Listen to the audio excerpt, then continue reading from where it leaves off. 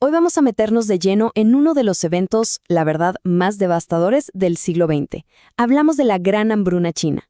Y es que esta es una historia de ambición, sí, pero también de desastre y de un costo humano que es, francamente, casi imposible de imaginar. A ver, para que nos hagamos una idea de la escala de esta tragedia, empecemos con un solo número, 55 millones.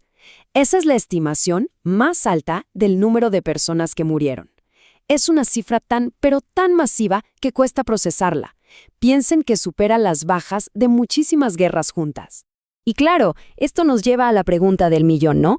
¿Cómo? ¿Cómo pudo pasar algo así? O sea, ¿qué combinación de factores puede llevar a una catástrofe de esta magnitud? Para empezar a responder esto, bueno, tenemos que viajar un poco al pasado. Ok, vamos a empezar por ahí, por tratar de entender la verdadera dimensión de este desastre. El periodo clave del que estamos hablando es entre 1959 y 1961. Aunque, ojo, algunos investigadores lo extienden un poco más. Pero lo increíble es que en apenas unos pocos años, la nación más poblada del mundo se hundió en una crisis alimentaria, bueno, sin precedentes. Y aquí es donde la cosa se pone complicada. Lo que es muy revelador es la diferencia brutal que hay en las cifras de muertos. A ver, la estimación oficial más baja de la Academia China de Ciencias habla de 15 millones. Pero luego tienes a periodistas como Yang Jizeng, que la suben a 36 millones, y el historiador Yu Zhiguang, que la lleva hasta los 55 millones. O sea, esta variación tan grande ya nos dice algo, que estamos ante un evento súper politizado y muy difícil de cuantificar con exactitud. Pero bueno, más allá de los números, que ya de por sí son fríos, están las historias humanas. Y este relato de un funcionario del partido llamado Yu Dehong es que te hiela la sangre.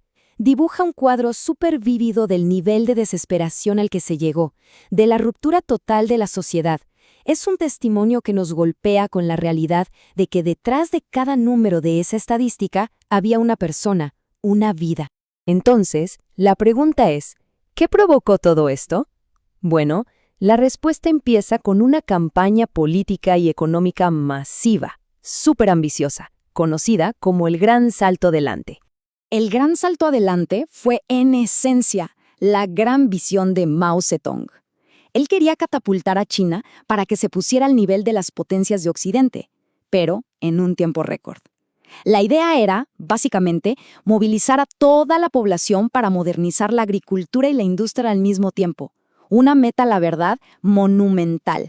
Esta campaña se apoyó, digamos, en 4 pilares principales. Primero, las comunas populares, que en la práctica eliminaron la agricultura privada.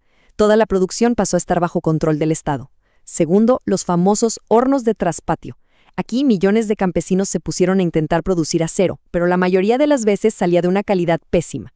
Tercero, se impusieron experimentos agrícolas que de científicos tenían poco y que al final destrozaron las cosechas. Y por último, algo que suena casi increíble, la campaña para exterminar gorriones, que rompió por completo el equilibrio ecológico. ¿Y qué pasó? Pues que se desataron plagas de insectos que se comieron lo poco que quedaba. Así que bueno, esta mezcla de políticas, que resultaron ser un desastre, nos lleva al centro del debate histórico. ¿Fue todo un gigantesco error humano? ¿O había algo más detrás de todo esto? Bueno, en los años que siguieron a la hambruna, apareció una figura clave, el entonces presidente Liu Shaoqi, y el análisis que él hizo a nivel interno se iba a convertir en un antes y un después en cómo el propio Partido Comunista entendía el desastre. Y su conclusión queda perfectamente ilustrada aquí. Es la famosa fórmula del 70-30. Liu dijo, miren, el 70% de esta catástrofe se debe a errores humanos, o sea, a las políticas del Gran Salto Adelante, y solo el 30% a desastres naturales. Esto, dicho dentro del partido, fue una admisión brutal, súper impactante para la época. Aquí podemos ver los dos lados del argumento con más claridad. Por un lado, los fallos de las políticas son evidentes.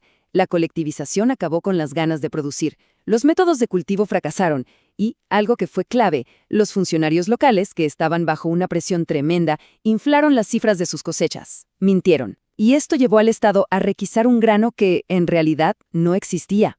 Pero por otro lado, tampoco se puede negar que China sí que sufrió desastres naturales muy graves en esos años. Hubo inundaciones, sequías y una cantidad récord de tifones que llegaron a afectar a un 43% de toda la tierra cultivada, o sea, un montón. Pero ojo, que el debate no se acaba ahí. Hay una tercera perspectiva, una que es mucho menos convencional y que le da una vuelta de tuerca a toda esta historia. Esta otra visión, que se ha articulado en fuentes como, por ejemplo, lo que plantea el usuario Left Score Hegelian en un foro de discusión, sugiere algo diferente.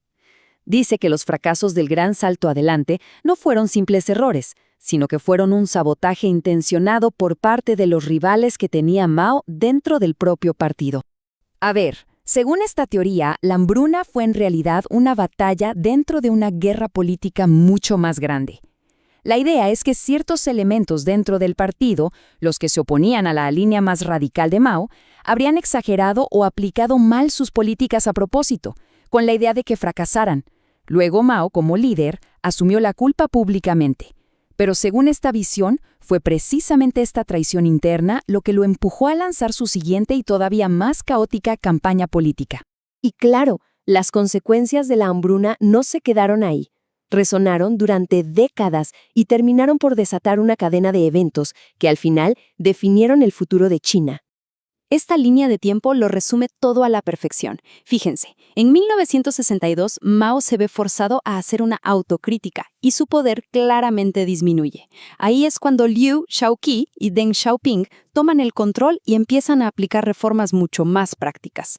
Pero Mao, que temía que le estuvieran desmontando su revolución, contraataca con todo en 1966 con la Revolución Cultural, purgando a Liu, a Deng y a muchísimos más. Y no fue hasta después de la muerte de Mao que Deng Xiaoping pudo volver al poder y lanzar las reformas económicas que crearon la China que conocemos hoy.